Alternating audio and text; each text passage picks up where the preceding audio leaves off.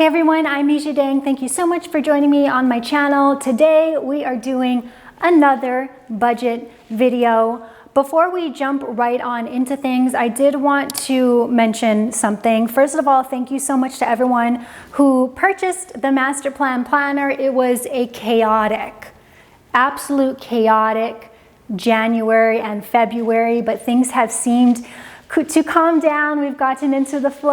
All the planners that have been purchased have been mailed out finally, and everything is settling down. We do still have some undated and actually some dated planners on the website. And I also have an update about the undated planners. You know, the planners are something that we worked very, very hard on. It went through multiple testers with different experience of planners, but lo and behold, there were still a couple of issues with the undated planner, which would honestly kind of freak me out, but it just seems to go with the flow of how this planner launch went. So those of you who ordered the undated planners month 2, because of course it would be February, but month 2 only has 4 weeks instead of 5 weeks, which, you know, we should have caught, but we didn't. We are offering an extra week free of printable downloads on the website.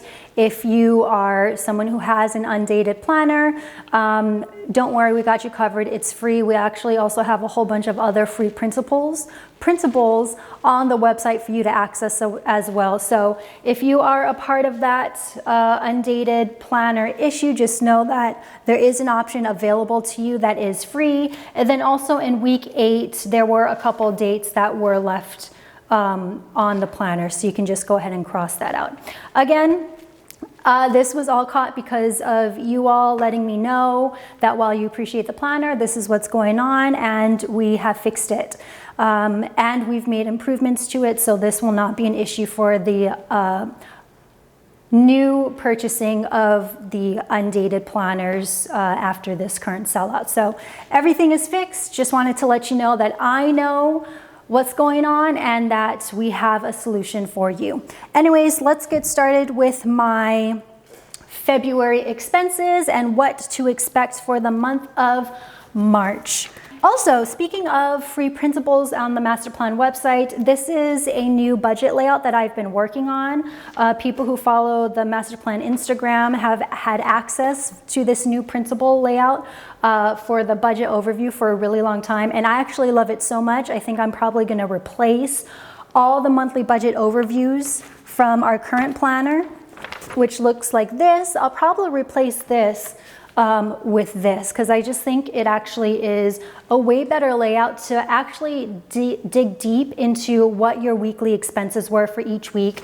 And I don't know, I just prefer it, but I always head over to Instagram and ask them their opinions on these things. So if you want to be a part of deciding what goes in or stays in the next upcoming planners, you should check out Master Plan, because I always love to hear your guys' opinions, because of course y'all are the one that's going to be purchasing it. So I want to make sure that it works well for you all. Anyways, okay, so here is the breakdown. Home was 16%, food was 6%, dogs was 6%, equipment was 5%, personal was 2%, transport was 1%, because, you know, we ain't going anywhere per usual. Retirement added 7%, down payment was 42%, and then travel was 3%. And that is the monthly breakdown for February. Nothing too notable, really. We did find we are testing out a new vet for the dogs. It's called Modern Animal. It's by the Grove. It's right next to Healthy Spot on Beverly. And we really like them. But the thing about meeting a new vet is that you have to do all these tests. Well, you don't have to, but it's recommended to do like blood tests and checkups. Have the new vet give the dogs a once over, make sure everything is kosher, which I'm more than happy to do, but it does cost some money. But again, I want to share with you the importance of doggy health insurance, pet insurance. We've had pet insurance for a couple years now. It's with Nationwide, and I absolutely love them. Let me just do a breakdown The original total for both the dogs for that original vet appointment with the blood work and everything was $965.45, which is cuckoo crazy. But you know, I know I have a lot of vets on the channel. I love y'all, but I mean, it is very expensive, especially if it's something that you don't prepare for. However, because of Nationwide, and again, I love Nationwide, they're fantastic. They gave me my refund in maybe like 2 weeks. That was adjusted, the adjusted total ended up being around $600. So that's like almost a $400 refund back off of the boys' pet vet visit. So again, I love pet insurance. I think it is so necessary. The only thing about pet insurance versus like regular human health insurance is that you still have to pay in full the moment that you are at the vet, and then you turn in that invoice into your pet insurance and they will reimburse you for it. So you still have to pay it out of pocket, all of it out of pocket, but you will get money back. And the reason why I'm mentioning this is because in March 9th, the dogs are actually getting their teeth cleaned, which is normally so expensive, but their teeth cleaning is covered under their pet insurance. So I know that I will get a good chunk of money back from them. This is also why I love the budget overview that I updated with, because you can really see week to week how your expenses changed for your monthly expenses. So outside of week 1, which is where we took them to the vet, I barely spent any money on my dogs for the month of February.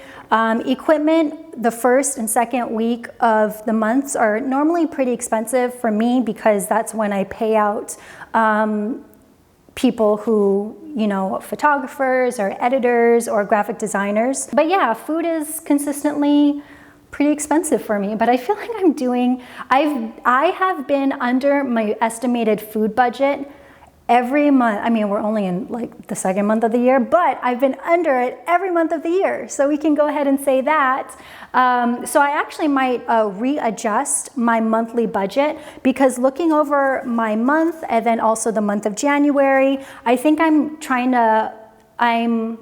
overestimating how much I spend on certain things. So I feel like if I can adjust my budget for the month of March, I might be able to comfortably add more money towards something like a sinking fund or a down payment. Ooh, speaking of sinking funds, I did contribute $2,600 to my sinking funds. I think I'll be able to complete my sinking funds in the month of March. If all goes to plan, I think I will be able to do that, which will just free up a ton of more money to add to my down payment. And then Roth, I max out, which is always something I do first before I add money to my down payment account or my sinking funds.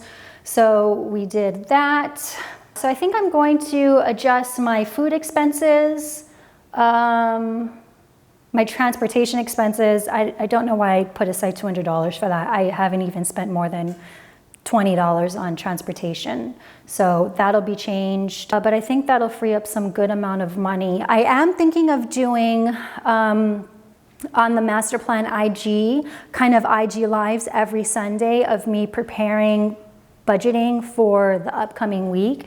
And of course, because tomorrow Sunday is the last day of February, I think that will go over, I think I'll do a live going over how I adjust my monthly budget for the month of March. So that's something I'm planning to do. I don't know how consistent I will be about it, but definitely follow us on Master Plan, because I'm trying to be more active on Master Plan. It's just kind of hard right now to balance everything. And I do actually want to bring something up that was said in my last budget video. I see the comments of you all saying that I'm totally unrelatable now and that I'm rich. There was a comment that said, Asia's rich now. I don't know why I keep on watching her budget videos. It's so unrelatable. And, you know, I totally get it. I think it's kind of hard when I first, I mean, I've been doing monthly budget videos for 3 years. And when I first started it, I was deep in debt, right? And I wasn't really making any money.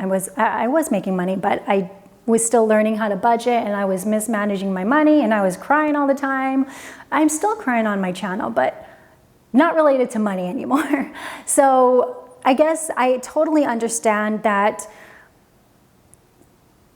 me not struggling financially anymore and making a lot of money and throwing a ton of money at my goals that are not debt related could make me unrelatable, and I totally understand that. So if at any point y'all watch these videos and are like, you know, this bitch is just making too much money, I don't want to, you know, I don't want her to like show off her money anymore, this is stupid, I don't want to watch this type of videos from her, then honestly just let me know, okay? I just do these videos now because I know that some of you or most of you like my budget videos every month. It's something you all look forward to. I used to do my budget videos because it held me accountable during my debt-free journey. But honestly, now I don't need to do them. I do them because I know you all look forward to them. But if at any point you're like, Asia, enough, we don't want to see it anymore, then honestly, just let me know. I'm totally cool with it. But I also know that some people find my income inspiring, so I'm kind of hoping it leans that way. I don't ever want you all to think that I'm showing off with my money. That is never, ever, ever my intention. But I also think it's really cool to see a high-earning woman of color on YouTube. So, you know, just let me know if it gets too much, I'm cool with it. But also I thought it was funny that someone's like, Asia's rich, because am I? My first reaction reading that was like, I was insulted, like, oh my God, she thinks I'm rich? Like, I was actually insulted by it, because I think for me growing up, you know, I went to a very wealthy private school. Actually, I guess I've been in wealthy private schools all my life.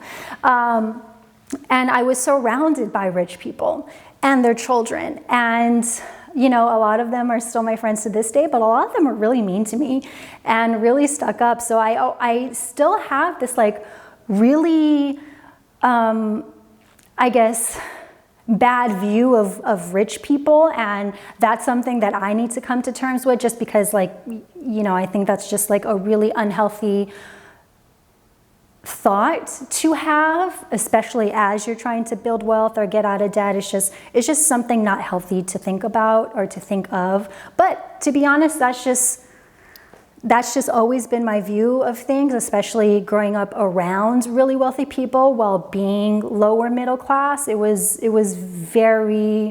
really interesting experience.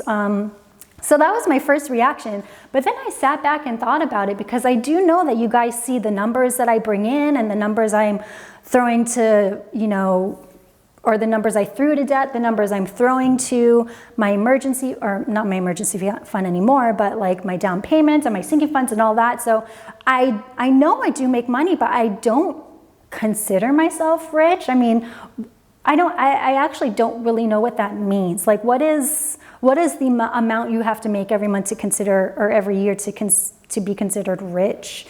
I think for me, the reason why I don't think I'm rich is because my spending habits haven't changed at all. Like, I'm not buying expensive cars. I'm still driving my 2013 Fiat. I'm still renting. I don't buy any designer things. I only buy used clothes from ThredUp and the Real. Like, my spending habits haven't changed, but I mean,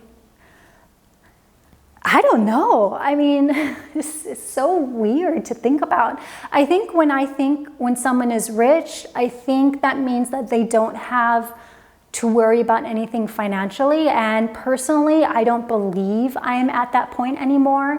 I mean, do I worry about debt? No, because I don't have any. But do I worry that I'm gonna not get paid every month? Yes, because that's kind of just the beast of being an independent contractor.